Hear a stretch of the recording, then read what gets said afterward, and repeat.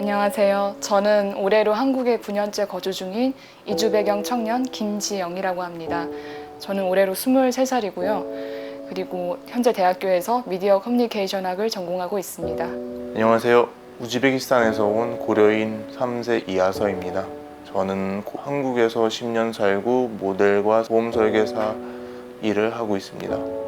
안녕하세요. 저는 평안남도에서 2016년에 탈북하여 2016년에 대한민국에 입국해서 현재까지 정착하여서 살고 있는 탈북민 하시나입니다. 안녕하세요. 저는 카자흐스탄에서 온 김로이자라고 하고요. 한국에 온 지 4년 정도 됐습니다. 네, 저는 중국에서 온 심야나입니다.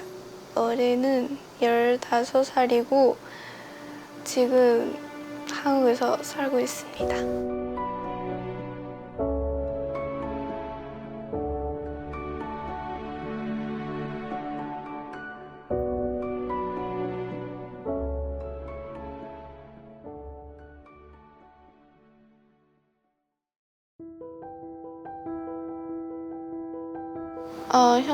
제일 큰 문제는 언어예요. 언어 배우는 거 쉽지 않아요. 편의점 가든가 어느 가게에 가면 계산할 때 제가 한국말 잘 못해가지고 근데 빠리빠리 하려고 말 못해서 조금 부끄러웠어요. 많이 무섭고 한국에 와서 집에 안 나가고 싶어요. 북한에서 쓰는 단어들이나 한국에서 쓰는 단어가 너무 다르더라고요.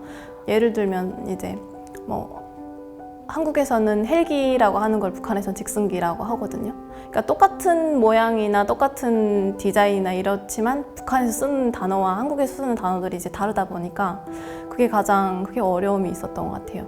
되게 한국어를 못했을 때 저를 약간 좀 놀리고 발음이나 이런 거 잘 못했을 때 웃고 비웃고 이런 건데 한국에서 교육을 했을 때 중학교나 고등학교 때는 겪었던 나 외국인이다라는 그 단어에 대한 그런 약간 싫은 그런 감정이 있었어요.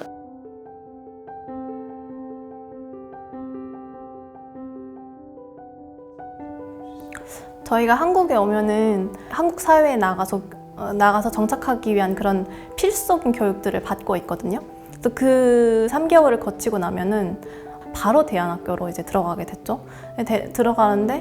갔는데 아무도 저를 도와주는 사람이 없었던 것 같아요. 그때는 내가 이런 것까지 겪어야 되나라는 싶을 정도로 좀 많이 어려움을 겪었는데 이제 가족들도 보고 싶고 이러다 보니까 이제 좀 슬럼프도 많이 왔었거든요. 한국에 처음 왔을 때 새로운 환경이어서 무섭고 친한 친구도 없고 말할 수 있는 사람도 없고 그때 너무 무섭고 슬펐어요. 한국 생활 초반에 좀 정서적으로 좀 많이 취약해지는 것 같아요. 또 특히 부모님이 맞벌이를 하셨기 때문에 그럴 때마다 숙제가 어려워도 도움을 청할 리가 없었다거나 아니면 혼자서 밥을 차려 먹어야 했다거나 이런 어려움이 좀 있었기 때문에 특히나 정서적으로 취약한 이 한국 생활 초반 시기에 집중적인 돌봄이 필요할 것 같다고 생각을 했습니다.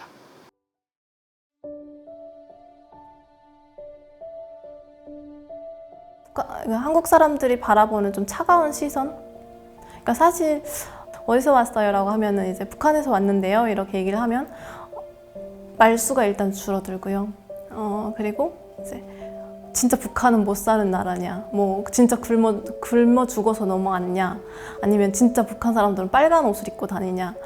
정말 다양한 이제 그런 부정적인 시선들 그리고 북한 사람들은 이제 3개월 이상 버티질 못한다. 일을 해도 그런 문화적인 차이, 시선 그게 좀 많이 마음이 아팠던 것 같아요.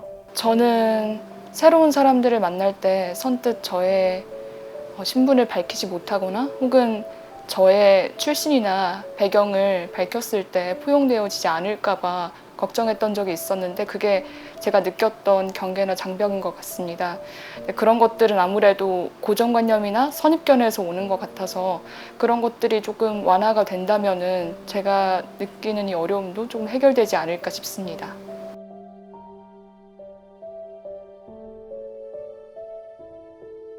네.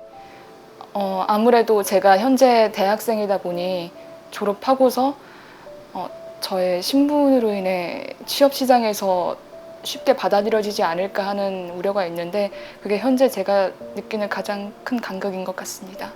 탈북민 친구들 같은 경우에는 이제 대학교 들어갈 때 일반 한국인 친구들보다는 수준이 많이 이제 떨어지는 친구들이 좀 더 많다 보니까 거기에 대한 이제 자존감도 많이 낮아서 대학교 들어가서 한 6개월 다니다가 그만두는 친구들도 꽤 많아요. 너무 어렵다 보니까. 그래서 그 부분에 있어서 좀 이제 정책적으로도 사실 지원을 많이 해주기도 하는데 실질적으로는 이 친구들한테 도움이 되는 걸 하고 있나? 그러니까 그거는 잘 모르겠더라고요. 그러니까 그거에 있어서 이 친구들이 좀 많이 어려움을 겪는 것 같더라고요.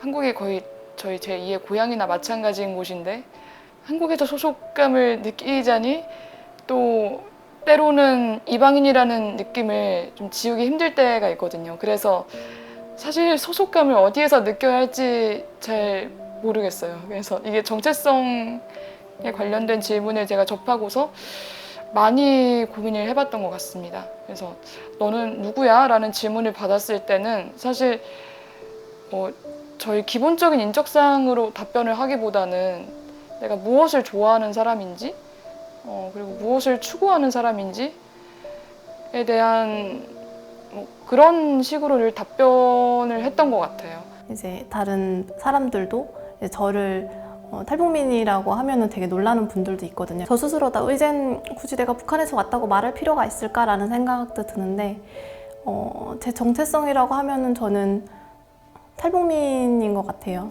제가 코르인이어가지고 어렸을 때부터 자기 자신에 대해서 한국인이라고 생각하고 그렇게 자랐어요. 근데 막상 한국에 와보니 나는 외국인이다 그런 거를 좀 깨달았습니다.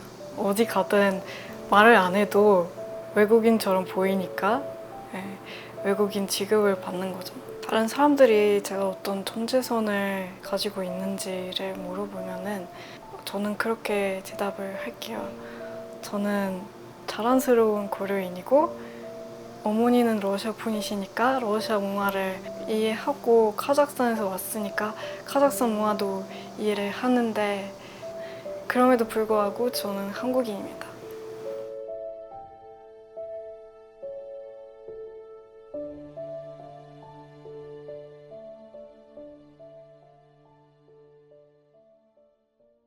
만약에 한국 대통령이 된다고 하면은 저는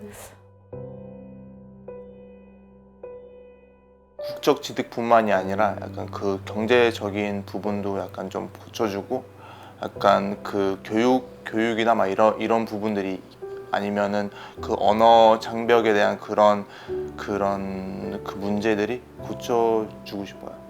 저는 제가 대통령이 된다고 하면은 저는 이주 배경 청소년들한테 이런 막 국적이나 그리고 이제 대학교 들어가는 데 있어서나 좀 어려움이 있는 거를 좀 도와주는 그런 정책들을 많이 하지 않을까 싶어요. 왜냐면 아직도 지금 좀 많이 개선이 돼가고 있는 상황이긴 하지만 이제 제3국 출생 친구들 같은 경우에는 대학교 지원이나 이런 게 아예 없거든요. 그래서 그런 부분에 있어서 이 친구들한테 좀 도움을 주는 정책을 많이 펼치지 않을까 싶어요. 제가 대통령이 된다면 특히나 다문화 가정의 자녀들이나 혹은 이주 배경을 가지고 있는 청소년이나 청년들을 위한 정책이라고 하면 사실 그 친구들에게 가장 필요한 건 정서적 지원이라고 생각을 합니다. 정서적 지원에 관련된 예산을 확충해야 한다고 생각을 하고 무엇보다 한국어 교육이 좀 시급한 것 같습니다. 아무래도 한국어를 완전히 익히지 않은 채 한국에 건너오는 경우가 훨씬 많은 것 같아요. 좀 체계적인 한국어 교육이 좀 잘 시행이 됐으면 좋겠다는 생각을 해서 한국어 교육에 관련된 어떤 정책도 좀 생각을 해볼 것 같습니다.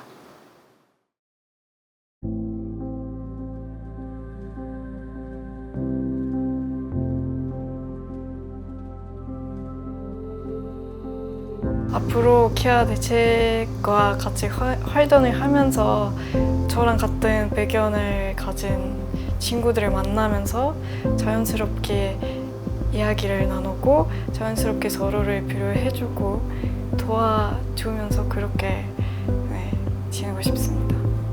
이렇게 관심을 가져주셨던 좋은 어른들이 계셨기 때문에 지금의 제가 있는 거라고 그때 다시 한번 느끼게 되었습니다. 그래서 저도 함께 목소리를 내는데 정말 기여를 하고 싶었고 누군가에게 조금이나마 이 온정이 닿기를 바라는 마음으로 앞으로도 함께 이 행보에 같이 나가고 싶더라고요. 내게 도전할 수 있도록 건네준 빛 덕분에 이제 나도 누군가의 꿈을 뒤어 건네주고 싶습니다.